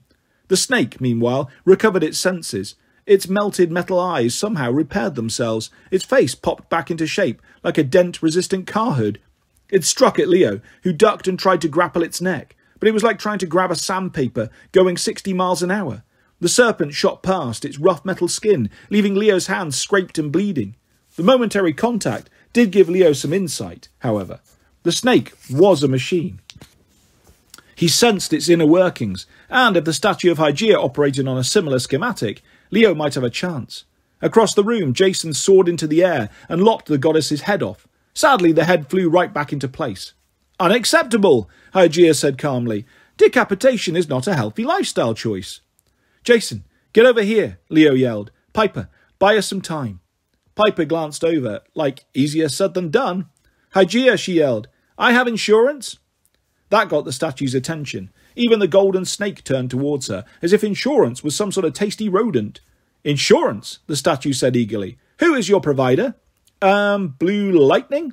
Piper said. I have the card right here, just a second. She made a big show of patting down her pockets. The snake slithered over to watch. Jason ran to Leo's side, gasping. What's the plan? We can't destroy these things, Leo said. They're designed for self-healing. They're immune to pretty much every kind of damage. Great, Jason said. So? You remember Chiron's old gaming system? Leo asked. Jason's eyes widened. Leo, this isn't Mario Party 6. Same principle, though. Idiot mode? Leo grinned. I'll need you and Piper to run interference. I'll reprogram the snake. Then, Big Bertha. Hygeia! Whatever. Ready? No! Leo and Jason ran for the snake. Hygeia was assailing Piper with health care questions. Is Blue Lightning an HMO? What is your deductible? Who is your primary care deity? As Piper ad-libbed answers, Leo jumped on the serpent's back. This time he knew what he was looking for, and for a moment the serpent didn't even seem to notice him. Leo prized open a service panel near the snake's head. He held on with his legs, trying to ignore the pain and sticky blood on his hands as he redid the serpent's wiring. Jason stood by, ready to attack, but the snake seemed transfixed by Piper's problems with Blue Lightning's coverage. Then, the advice nurse said I had to call a service centre, Piper reported, and the medications weren't covered by my plan and... The snake lurched as Leo connected the last two wires. Leo jumped off and the golden serpent began shaking uncontrollably. Hygeia whirled to face them. What have you done? My snake requires medical assistance. Does it have insurance? Piper asked. What? The statue turned back to her, and Leo jumped. Jason summoned a gust of wind, which boosted Leo onto the statue's shoulders like a little kid at a parade. He popped open the back of the statue's head as she staggered around, sloshing acid. Get off, she yelled. That is not hygienic. Hey, Jason yelled, flying circles around her. I have a question about my deductibles. What? The statue cried. Hygeia, Piper shouted. I need an invoice submitted to Medicare. No, please. Leo found the statue's regulator chip. He clicked a few dials and pulled some wires, trying to pretend that Hygeia was just one large, dangerous Nintendo game system. He reconnected her circuits, and Hygeia began to spin, hollering and flailing her arms. Leo jumped away, barely avoiding an acid bath. He and his friends backed up while Hygeia and her snake underwent a violent religious experience. "What did you do?" Piper demanded. "Idiot mode," Leo said. "Excuse me?" "Back at camp," Jason explained. "Kyron had this ancient gaming system in the rec room. Leo and I used to play it sometimes. You'd complete it against, computer-controlled opponents. Comms. And they had 3 difficulty options," Leo said. "Easy, medium and hard." "I've played video games before," Piper said. "So what did you do?" "Well, I got bored with those settings," Leo shrugged. "So I invented a 4th difficulty level. Idiot mode. It makes the comms so stupid it's funny. They always choose exactly the wrong thing to do." Piper stared at the statue and snake, both of which were writhing and starting to smoke. "Are you sure you set them to idiot mode?" "We'll know in a minute." "What if you set them to extreme difficulty?" "Then we'll know that too." The snake stopped shuddering. It coiled up and looked around as if bewildered. Hygeia froze. A puff of smoke drifted from her right ear. She looked down at Leo. "You must die! Hello! You must die!" She raised her cup and poured acid over her face. Then she turned and marched face first into the nearest wall. The snake reared up and slammed its head repeatedly into the floor. "Okay," Jason said. "I think we have achieved idiot mode." "Hello! Die!" Hygeia backed away from the wall and face-slammed it again. "Let's go." Leo ran for the metal door next to the dais. He grabbed the handle. It was still locked, but Leo sensed the mechanisms inside. Wires running up the frame, connected to... He stared at the 2 blinking signs above the door. "Jason," he said, "give me a boost." Another gust of wind levitated him upward. Leo went to work with his pliers, reprogramming the signs until the top one flashed, "The doctor is in the house." The bottom sign changed to, "Now serving all the ladies love Leo." The metal door swung open and Leo settled to the floor. "See? The wait wasn't so bad." Leo grinned at his friends. "The doctor will see us now." Chapter 36. Leo. At the end of the hall stood a walnut door with a bronze plaque. Asclepius, MD, DMD, DME, DC, DVS, FAAN, OMG, EMT, TTYL, FRCP, ME, IOU, OD, OT, PHAR, MD, PAMF, RN, PhD, INC, SMH. There may have been more acronyms in the list, but by that point Leo's brain had exploded. Piper knocked. "Dr. Asclepius?" The door flew open. The man inside had a kindly smile, crinkles around his eyes, short salt and pepper hair and a well-trimmed beard. He wore a white lab coat over a business suit and a stethoscope around his neck. Your stereotypical doctor outfit, except for one thing. Asclepius held a polished black staff with a live green python coiled around it. Leo wasn't happy to see another snake. The python regarded him with pale yellow eyes, and Leo had a feeling it was not set to idiot mode. "Hello," said Asclepius.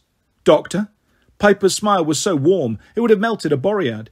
"We'd be so grateful for your help. We need the physician's cure." Leo wasn't even her target, but Piper's charm speak washed over him irresistibly. He would have done anything to help her get that cure. He would have gone to medical school, got 12 doctorate degrees, and bought a large green python on a stick. Asclepius put his hand over his heart. "Oh, my dear, I would be delighted to help." Piper's smile wavered. "You would? I mean, of course you would. Come in, come in." Asclepius ushered them into his office. The guy was so nice that Leo figured his office would be full of torture devices, but it looked like, well, a doctor's office. A big maple desk, bookshelves stuffed with medical books, and some of those plastic organ models Leo loved to play with as a kid. He remembered getting in trouble one time because he had turned a cross-section kidney and some skeleton legs into a kidney monster and scared the nurse. Life was simpler back then. Asclepius took the big comfy doctor's chair and laid his staff and serpent across his desk. "Please, sit." Jason and Piper took the 2 chairs on the patient's side. Leo had to remain standing, which was fine with him. He didn't want to be eye level with the snake. "So," Asclepius leaned back, "I can't tell you how nice it is to actually talk with patients. The last few thousand years, the paperwork has got out of control. Rush, rush, rush. Fill in forms, deal with red tape, not to mention the giant alabaster guardian who kills everyone in the waiting room. Takes all the fun out of medicine." "Yeah," Leo said. "Hygeia is kind of a downer." Asclepius grinned. My real daughter Hygeia isn't like that, I assure you. She's quite nice. At any rate, you did well reprogramming the statue. You have a surgeon's hands. Jason shuddered. Leo with a scalpel? Don't encourage him. The doctor god chuckled. Now, what seems to be the trouble? He sat forward and peered at Jason. Imperial gold sword wound. But that's healed nicely. No cancer, no heart problems. Watch that mole on your left foot, but I'm sure it's benign. Jason blanched. How did you? Oh, of course. Asclepius said, you're a bit short-sighted. Simple fix. He opened his drawer, whipped out a prescription pad and an eyeglasses case. He scribbled something on the pad, then handed the glasses and the script to Jason. Keep the prescription for future reference, but these lenses should work. Try them on. Wait, Leo said. Jason is short-sighted? Jason opened the case. I have a little trouble seeing stuff from a distance lately, he admitted. Thought I was just tired. He tried on the glasses, which had thin frames of imperial gold. Wow, yeah, that's better. Piper smiled. You look very distinguished. I don't know, man, Leo said. I'd go for contacts, glowing orange ones with cat's eye pupils. Those would be cool. Glasses are fine, Jason decided. Thanks, Dr. Asclepius, but that's not why we came. No? Asclepius steepled his fingers. Well, let's see then. He turned to Piper. You seem fine, my dear. Broken arm when you were 6. Fell off a horse. Piper's jaw dropped. How could you possibly know that? Vegetarian diet, he continued. No problem, just make sure you're getting enough iron and protein. A little weak in the left shoulder. I assume you got hit with something heavy about a month ago. A sandbag in Rome, Piper said. That's amazing. Alternate ice and hot pack if it bothers you, Asclepius advised. And you. He faced Leo. Oh my. The doctor's expression turned grim. The friendly twinkle disappeared from his eyes. Oh, I see. The doctor's expression said, I am so sorry. Leo's heart filled with cement. If he'd harboured any last hopes of avoiding what was to come, they now sank. What? Jason's new glasses flashed. What's wrong with Leo? Hey, Doc. Leo shot him a drop-it look. Hopefully they knew about patient confidentiality in ancient Greece. We came for the physician's cure. Can you help us? I've got some Pelusian mint here and a very nice yellow daisy. He set the ingredients on the desk, carefully avoiding the snake's mouth. Hold it, Piper said. Is there something wrong with Leo or not? Asclepius cleared his throat. Never mind. Forget I said anything. Now, you want the physician's cure? Piper frowned. But, seriously, guys, Leo said, I'm fine, except for the fact that Gaia's destroying the world tomorrow. Let's focus. They didn't look happy about it, but Asclepius forged ahead. So this daisy was picked by my father, Apollo? Yep, Leo said. He sends hugs and kisses. Asclepius picked up the flower and sniffed it. I do hope Dad comes through this war all right. Zeus can be quite unreasonable. Now the only missing ingredient is the heartbeat of the chained god. I have it, Piper said. At least I can summon the Mackay. Excellent. Just a moment, dear. He looked at his python. Spike, are you ready? Leo stifled a laugh. Your snake's name is Spike? Spike looked at him balefully. He hissed, revealing a crown of spikes around his neck like a basilisk's. Leo's laugh crawled back down his throat to die. My bad, he said. Of course your name is Spike. He's a little grumpy, Asclepius said. People are always confusing my staff with the staff of Hermes, which has 2 snakes. Obviously, over the centuries, people have called Hermes' staff the symbol of medicine, when of course it should be my staff. Spike feels slighted. George and Martha get all the attention. Anyway, Asclepius set the daisy and poison in front of Spike. Pelusian mint, certainty of death. The curse of Delos, anchoring that which cannot be anchored. Now the final ingredient, the heartbeat of the chained god. Chaos, violence, and fear of mortality. He turned to Piper. My dear, you may release the Mackay. Piper closed her eyes. Wind swirled through the room. Angry voices wailed. Leo felt a strange desire to smack Spike with a hammer. He wanted to strangle the good doctor with his bare hands. Then Spike unhinged his jaw, swallowed the angry wind. His neck ballooned as the spirits of battle went down his throat. He snapped up the daisy and the vial of Pelusian mint for dessert. Won't the poison hurt him? Jason asked. No, Asclepius said. Wait and see. A moment later, Spike belched out a new vial, a stoppered glass tube no bigger than Leo's finger. Dark red liquid glowed inside. The physician's cure. Asclepius picked up the vial and turned it in the light. His expression became serious, then bewildered. Wait, why did I agree to make this? Piper placed her palm up on the desk. Because we need it to save the world. It's very important. You're the only one who can help us. Her charm speak was so potent, even Spike the Snake relaxed. He curled around his staff and went to sleep. Asclepius's expression softened, like he was easing himself into a hot bath. Of course, the god said. I forgot. But you must be careful. Hades hates it when I raise people from the dead. The last time I gave someone this potion, the lord of the underworld complained to Zeus, and I was killed by a lightning bolt. Boom! Leo flinched. You look pretty good for a dead guy. Oh, I got better. That was part of the compromise. You see, when Zeus killed me, my father Apollo got very upset. He couldn't take out his anger on Zeus directly. The king of the gods was much too powerful. So Apollo took revenge on the makers of lightning bolts instead. He killed some of the elder Cyclopses. For that, Zeus punished Apollo quite severely. Finally, to make peace, Zeus agreed to make a god of medicine, with the understanding that I wouldn't bring anyone else back to life. Asclepius's eyes filled with uncertainty. And yet, here I am, giving you the cure. Because you realise how important this is, Piper said. You're willing to make an exception. Yes. Reluctantly, Asclepius handed Piper the vial. At any rate, the potion must be administered as soon as possible after death. It can be injected or poured into the mouth. And there is only enough for one person. Do you understand me? He looked directly at Leo. We understand, Piper promised. Are you sure you don't want to come? Come with us, Asclepius. Your guardian is out of commission. You'd be really helpful aboard the Argo too. Asclepius smiled wistfully. The Argo. Back when I was a demigod, I sailed on the original ship, you know. To be a carefree adventurer again. Yeah, Jason muttered. Carefree. But alas, I cannot. Zeus would already be quite angry with me for helping you. Besides, the Guardian will reprogram itself soon. You should leave. Asclepius rose. Best wishes, demigods, and if you see my father again, please give him my regrets. Leo wasn't sure what that meant, but they took their leave. As they passed through the waiting room, the statue of Hygeia was sitting on a bench, pouring acid on her face and singing, Twinkle, twinkle, little star, while her golden snake gnawed at her foot. The peaceful scene was almost enough to lift Leo's spirits. Back on the Argo 2, they gathered in the mess hall and filled in the rest of the crew. I don't like it, Jason said, the way Asclepius looked at Leo. He just sensed my heart sickness. Leo tried for a smile. You know, I'm dying to see Calypso. That is so sweet, Piper said, but I'm not sure that's it. Percy frowned at the glowing red vial that sat in the middle of the table. Any of us might die, right? So we just need to keep the potion handy. Assuming only one of us dies, Jason pointed out, there's only one dose. Hazel and Frank stared at Leo. He gave them a look, like, knock it off. The others didn't see the full picture. To storm or fire, the world must fall, Jason or Leo. In Olympia, Nike had warned that one of the 4 demigods present would die. Percy, Hazel, Frank or Leo. Only one name overlapped those 2 lists. Leo.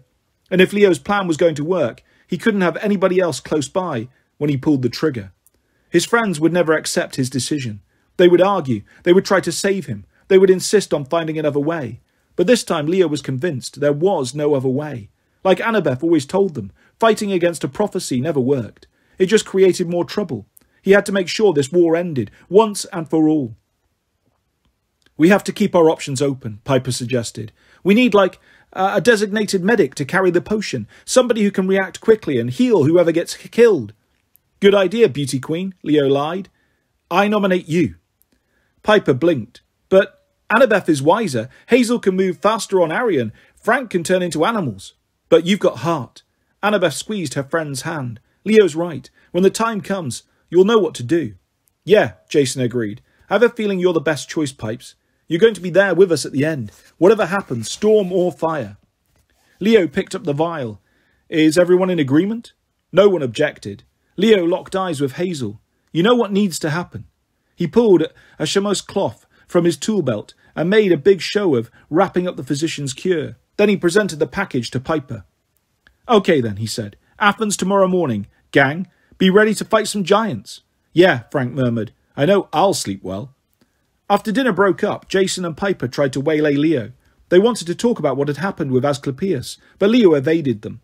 I've got to work on the engine, he said, which was true. Once in the engine room, with only Buford the Wonder Table for company, Leo took a deep breath. He reached into his tool belt and pulled out the actual vial of Physician's Cure, not the Trick of the Mist version he'd handed to Piper. Buford blew steam at him. "Hey, man, I had to," Leo said. Buford activated his holographic hedge. "Put some clothes on."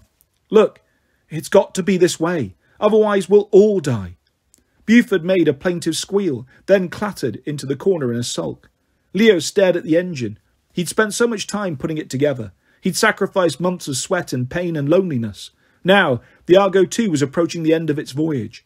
Leo's whole life, his childhood with Tia Khalida, his mother's death in that warehouse fire, his years as a foster kid, his months at Camp Half-Blood with Jason and Piper, all of it would culminate tomorrow morning in one final battle.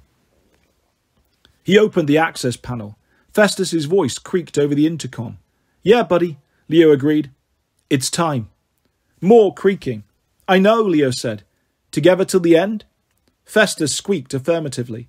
Leo checked the ancient bronze astrolabe, which was now fitted with a crystal from Aegea. Leo could only hope it would work. "I will get back to you, Calypso," he muttered. "I promised on the river Styx." He flipped a switch and brought the navigation device online. He set the timer for 24 hours. Finally, he opened the engine's ventilator line and pushed inside the vial of physician's cure. It disappeared into the veins of the ship with a decisive thunk. "Too late to turn back now," Leo said. He curled on the floor and closed his eyes, determined to enjoy the familiar hum of the engine for one last night. Chapter 37. Rayna. "Turn back!" Rayna wasn't keen to give orders to Pegasus, the lord of flying horses, but she was even less keen to get shot out of the sky. As they approached Camp Half-Blood in the pre-dawn hours of the 1st of August, she spotted 6 Roman onagers. Even in the dark, their imperial gold plating glinted. Their massive throwing arms bent back like ship masts listing in a storm. Crews of artillerists scurried around the machines, loading the slings, checking the torsion of the ropes. "What are those?" Nico called. He flew about 20 feet to her left on the dark Pegasus Blackjack. "Siege weapons," Rayna said. "If we get any closer, they can shoot us out of the sky." "From this high up?" On her right, Coach Hedge shouted from the back of his steed, Guido. "Those are onagers, kid. Those things can kick higher than Bruce Lee." "Lord Pegasus," Rayna said, resting her hand on the stallion's neck. "We need a safe place to land." Pegasus seemed to understand. He wheeled to the left. The other flying horses followed, Blackjack, Guido, and 6 others, who were towing the Athena Parthenos beneath them on cables. As they skirted the western edge of the camp, Rayna took in the scene. The Legion lined the base of the eastern hills, ready for a dawn attack. The onagers were arrayed behind them in a loose semicircle at 300-yard intervals. Judging from the size of the weapons, Rayna calculated that Octavian had enough firepower to destroy every living thing in the valley. But that was only part of the threat. Encamped along the Legion's flanks were hundreds of auxiliary forces. Rayna couldn't see well in the dark, but she spotted at least one tribe of wild centaurs and an army of Cynosophalia, the dog-headed men who'd made an uneasy truce with the Legion centuries ago. The Romans were badly outnumbered, surrounded by a sea of unreliable allies. "There!" Nico pointed towards Long Island Sound, where the lights of a large yacht gleamed a quarter of a mile offshore. "We could land on the deck of that ship. The Greeks control the sea." Rayna wasn't sure the Greeks would be any friendlier than the Romans, but Pegasus seemed to like the idea. He banked towards the dark waters of the Sound. The ship was a white pleasure craft, 100 feet long, with sleek lines and dark-tinted portals. Painted on the bow in red letters was the name Mi Amor. On the forward deck was a helipad big enough for the Athena Parthenos. Rayna saw no crew. She guessed the ship was a regular mortal vessel anchored for the night, but if she was wrong and the ship was a trap... "It's our best shot," Nico said. "The horses are tired. We need to set down." She nodded reluctantly. "Let's do it." Pegasus landed on the forward deck with Guido and Blackjack. The 6 other horses gently set the Athena Parthenos on the helipad and then settled around it. With their cables and harnesses, they looked like carousel animals. Rayna dismounted. As she had 2 days ago, when she first met Pegasus, she knelt before the horse. "Thank you, Great One." Pegasus spread his wings and inclined his head. Even now, after flying halfway up the east coast together, Rayna could scarcely believe the immortal horse had allowed her to ride. Rayna had always pictured him as a solid white with dove-like wings, but Pegasus's coat was rich brown, mottled with red and gold around the muzzle, which Hedge claimed were the marks where the stallion had emerged from the blood and ichor of the beheaded mother, Medusa. Pegasus's wings were the colours of an eagle's, gold, white, brown and rust, which made him look much more handsome and regal than plain white. He was the colour of all horses, representing all his offspring. Lord Pegasus nickered. Hedge trotted over to translate. Pegasus says he should leave before the shooting starts. His life force connects all Pegasi, see? So if he gets injured, all winged horses feel his pain. That's why he doesn't get out much. He's immortal, but his offspring aren't. He doesn't want them to suffer on his account. He's asked the other horses to stay with us to help us complete our mission. I understand, Rayner said. Thank you. Pegasus whinnied. Hedge's eyes widened. He choked back a sob, then fished a handkerchief out of his backpack and dabbed his eyes. Coach? Nico frowned with concern. What did Pegasus say? He says he didn't come to us in person because of my message. Hedge turned to Rayner. He did it because of you. He experiences the feelings of all winged horses. He followed your friendship with Scipio. Pegasus says he's never been more touched by a demigod's compassion for a winged horse. He gives you the title Horse Friend. This is a great honour. Rayner's eyes stung. She bowed her head. Thank you, Lord. Pegasus pawed the deck. The other winged horses whinnied in salute. Then their sire launched himself upward and spiralled into the night. Hedge stared at the clouds in amazement. Pegasus hasn't shown himself in hundreds of years. He patted Rayner on the back. You did good, Roman. Rayner didn't feel like she deserved credit for putting Scipio through so much suffering, but she forced down her feelings of guilt. Nico, we should check the ship, she said. If there's anyone aboard. Way ahead of you. He stroked Blackjack's muzzle. I sense 2 mortals asleep in the main cabin. Nobody else. I'm no child of Hypnos, but I've sent some deep dreams their way. Should be enough to keep them snoozing until well after sunrise. Rayner tried not to stare at him. In the last few days he'd become so much stronger. Hedge's nature magic had brought him back from the brink. She'd seen Nico do some impressive things, but manipulating dreams. Had he always been able to do that? Coach Hedge rubbed his hands eagerly. So, when can we go ashore? My wife is waiting. Rayner scanned the horizon. A Greek trireme patrolled just offshore, but it didn't seem to have noticed their arrival. No alarms sounded, no signs of movement along the beach. She caught a glimpse of a silver wake in the moonlight, half a mile to the west. A black motorboat was speeding towards them, with no running lights. Rayner hoped it was a mortal vessel. Then it got closer, and Rayner's hand tightened on the hilt of her sword. Glinting on the boat's prow was a laurel wreath design with the letters SPQR. The Legion has sent a welcoming committee. Nico followed her gaze. I thought the Romans didn't have a navy. We didn't, she said. Apparently Octavian has been busier than I realised. So we attack, Hedge said. Cause nobody standing in my way when I'm this close. Rayner counted 3 people in the speedboat. The 2 in the back wore helmets, but Rayner recognised the driver's wedge-shaped face and stocky shoulders. Michael Cahale. We'll try to parley, Rayner decided. That's one of Octavian's right-hand men, but he's a good legionnaire. I may be able to reason with him.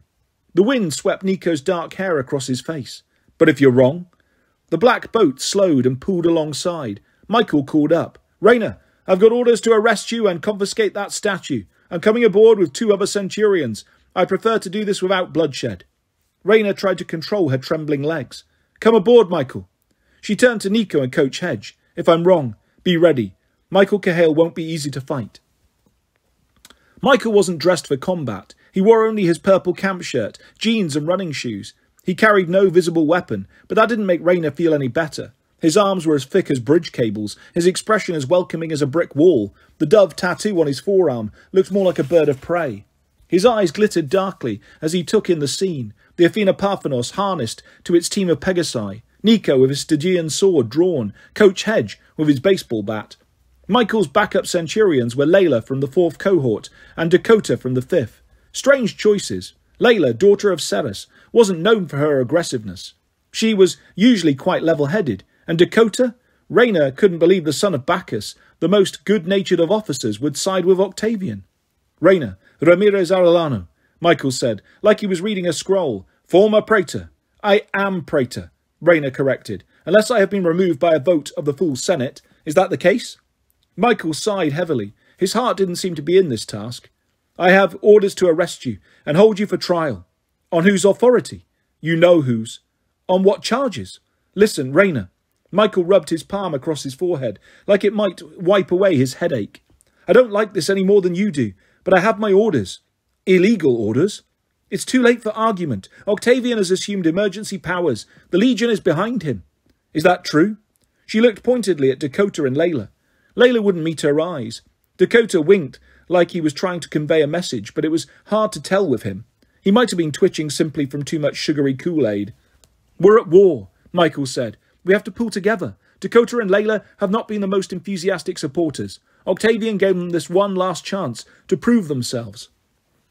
If they help me bring you in, preferably alive, but dead if necessary, then they keep their rank and prove their loyalty." "To Octavian," Rayner noted, "not the Legion." Michael spread his hands, which were only slightly smaller than baseball mitts. "You can't blame the officers for falling into line. Octavian has a plan to win, and it's a good plan. At dawn, those onagers will destroy the Greek camp without a single loss of Roman life. The gods should be healed."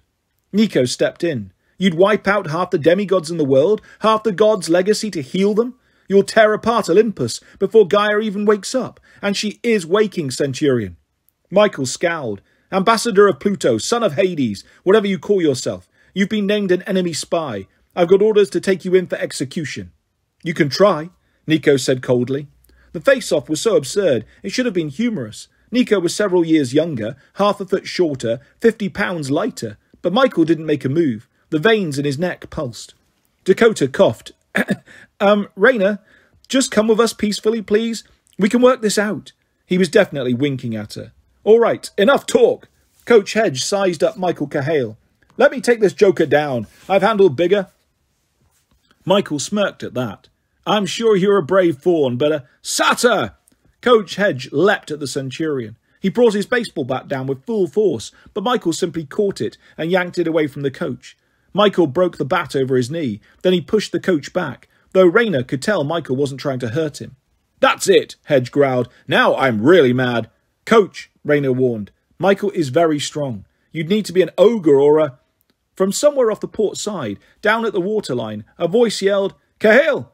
What's taking so long?" Michael flinched. "Octavian?"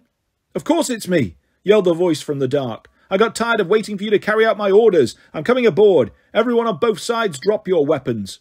Michael frowned. Sir? Everyone? Even us? You don't solve every problem with a sword or a fist, you big dolt. I can handle these Grecus scum." Michael looked unsure about that, but he motioned to Layla and Dakota, who set their swords on the deck. Rayner glanced at Nico. Obviously something was wrong. She couldn't think of any reason Octavian would be here, putting himself in harm's way. He definitely wouldn't order his own officers to get rid of their weapons, but Rayner's instincts told her to play along. She dropped her blade. Nico did the same. "Everyone is disarmed, sir," Michael called. "Good," yelled Octavian. A dark silhouette appeared at the top of the ladder, but he was much too big to be Octavian. A smaller shape, with wings fluttered up behind him. A harpy. By the time Rayner realised what was happening, the Cyclops had crossed the deck in 2 large strides. He bopped Michael Cahill on the head. The Centurion fell like a sack of rocks. Dakota and Layla backed away in alarm. The harpy fluttered to the deckhouse roof. In the moonlight, her feathers were the colour of dried blood. "Strong," said Ella, preening her wings. "Ella's boyfriend is stronger than Roman's." "Friends!" boomed Tyson the Cyclops. He scooped up Rayner in one arm and Hedge and Nico in the other. "We have come to save you! Hooray for us!" Chapter 38. Rayner. Rayner had never been so glad to see a Cyclops, at least until Tyson set them down and wheeled on Layla and Dakota. "Bad Romans!" "Tyson, wait," Rayner said. "Don't hurt them." Tyson frowned. He was small for a Cyclops, still a child really, a little over 6 feet tall, his messy brown hair crusted with salt water, his big single eye, the colour of maple syrup. He wore only a swimsuit and a flannel pyjama shirt, like he couldn't decide whether to go swimming or go to sleep. He exuded a strong smell of peanut butter. "They are not bad?" he asked. "No," Rayner said. "They were following bad orders. I think they're sorry for that, aren't you, Dakota?" Dakota put his arms up so fast he looked like Superman about to take off. "Rayner, I was trying to clue you in. Layla and I plan to switch sides and help you take down Michael." "That's right." Layla almost fell backwards over the railing, but before we could, the Cyclops did it for us. Coach Hedge snorted. "A likely story." Tyson sneezed. "Sorry, goat fur, itchy nose. Do we trust Romans?" "I do," Rayner said. "Dakota, Layla, you understand what our mission is?" Layla nodded. "You want to return the statue to the Greeks as a peace offering. Let us help." "Yeah." Dakota nodded vigorously. "The Legion's not nearly as united as Michael claimed. We don't trust all the auxiliary forces Octavian has gathered." Nico laughed bitterly. "A little late for doubts. You're surrounded. As soon as Camp Half-Blood is destroyed, those allies will turn on you. So what do we do? Asked Dakota. We have an hour at most until sunrise. 5:52 a.m., said Ella, still perched on the boathouse. Sunrise, Eastern Seaboard, August 1st. Timetables for naval meteorology. 1 hour and 12 minutes is more than 1 hour. Dakota's eye ticked. I stand corrected. Coach Hedge looked at Tyson. Can we get into Camp Half-Blood safely? Is Melly all right? Tyson scratched his chin thoughtfully. She is very round. But she's okay, Hedge persisted. She hasn't given birth yet. Delivery occurs at the end of the 3rd trimester, Ella advised. Page 43, the new mother's guide to... I gotta get over there. Hedge looked like he was ready to jump overboard and swim. Rayner put her hand on his shoulder. Coach, we'll get you to your wife. But let's do it right. Tyson, how did you and Ella get out to this ship? Rainbow. You took a rainbow. He is my fish pony friend. A hippocampus, Nico advised. I see. Rayner thought for a moment. Could you and Ella escort the coach back to Camp Half-Blood safely? Yes, Tyson said. We can do that. Good. Coach, go see your wife. Tell the campers I plan to fly the Athena Parthenos to Half-Blood Hill at sunrise. It's a gift from Rome to Greece to heal our divisions. If they could refrain from shooting me out of the sky, I'd be grateful. You got it, Hedge said. But what about the Roman Legion? That's a problem, Leda said gravely. Those onagers will blast you out of the sky. We'll need a distraction, Rayner said. Something to delay the attack on Camp Half-Blood. Preferably put those weapons out of commission. Dakota, Layla, will your cohorts follow you? I think so, yes, Dakota said. But if we ask them to commit treason... It isn't treason, Layla said. Not if we're acting on direct orders from our praetor, and Rayner is still praetor. Rayner turned to Nico. I need you to go with Dakota and Layla. While they're stirring trouble in the ranks, trying to delay the attack, you have to find a way to sabotage those onagers. Nico's smile made Rayner glad he was on her side. My pleasure. We'll buy you time to deliver the Athena Parthenos. Dakota shuffled his feet. Even if you get the statue to the hill, what's to stop Octavian from destroying it once it's in place? He's got lots of firepower, even without the onagers. Rayner peered up at the ivory face of Athena, veiled beneath camouflage netting. Once the statue is returned to the Greeks, I think it will be difficult to destroy. It has great magic. It has simply chosen not to use it yet. Layla bent down slowly and retrieved her sword, keeping her eyes on the Athena Parthenos. I'll take your word for it. What do we do with Michael? Rayner regarded the snoring mountain of Hawaiian demigod. Put him in your boat. Don't hurt him or bind him. I have a feeling Michael's heart is in the right place. He just had the bad luck of being sponsored by the wrong person. Nico sheathed his black sword. You sure about this, Rayner? I don't like leaving you alone. Blackjack whinnied and licked the side of Nico's face. Okay, I'm sorry. Nico wiped off the horse spit. Rayner's not alone. She's got a herd of excellent Pegasi.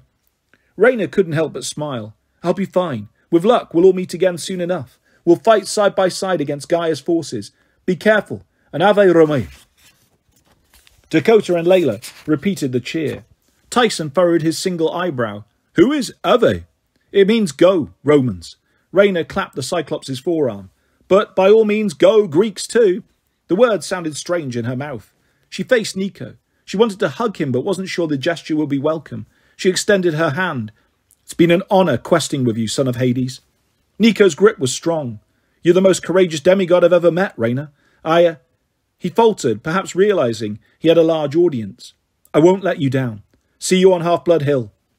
The sky began to lighten in the east as the group dispersed. Soon Rayner stood on the deck of the Miamor, alone except for 8 Pegasi and a 40-foot-tall Athena. She tried to steady her nerves. Until Nico, Dakota and Layla had time to disrupt the Legion's attack, she couldn't do anything, but she hated standing around and waiting. Just over the dark line of hills, her comrades in the 12th Legion were preparing for a needless attack. If Rayner had stayed with them, she could have guided them better. She could have kept Octavian in check. Perhaps the giant Orion was correct. She'd failed in her duties. She remembered the ghosts on the balcony in San Juan, pointing at her, whispering accusations, murderer, traitor.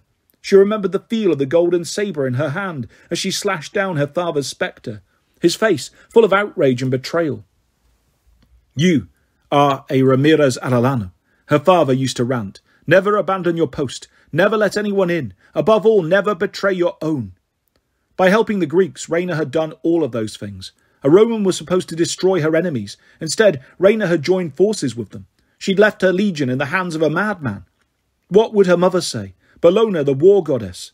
Blackjack must have sensed her agitation. He clopped over and nuzzled her. She stroked his muzzle. I don't have any treats for you, boy. He bumped her affectionately. Nico had told her that Blackjack was Percy's usual ride, but he seemed friendly to everyone. He'd carried the son of Hades without protest. Now he was comforting a Roman. She wrapped her arms around his powerful neck. His coat smelled just like Scipio's, a mixture of fresh-cut grass and warm bread. She let loose a sob that had been building in her chest. As praetor, she couldn't show weakness or fear to her comrades. She had to stay strong. But the horse didn't seem to mind. He nickered gently. Rayna couldn't understand horse, but he seemed to say, It's all right. You've done well. She looked up at the fading stars. Mother, she said, I haven't prayed to you enough. I've never met you. I've never asked for your help. But please, this morning, give me the strength to do what is right. As if on cue, something flashed on the eastern horizon. A light across the sound, approaching fast like another speedboat. For one elated moment, Rayna thought it was a sign from Bellona. The dark shape got closer. Rayna's hope turned to dread. She waited too long, paralysed with disbelief, as the figure resolved into a large humanoid, running towards her across the surface of the water. The first arrow struck Blackjack's flank. The horse collapsed with a shriek of pain. Rayna screamed, but before she could move, a second arrow hit the deck before her feet. Attached to its shaft was a glowing LED readout the size of a wristwatch, counting down from 5, 4:59, 4:58.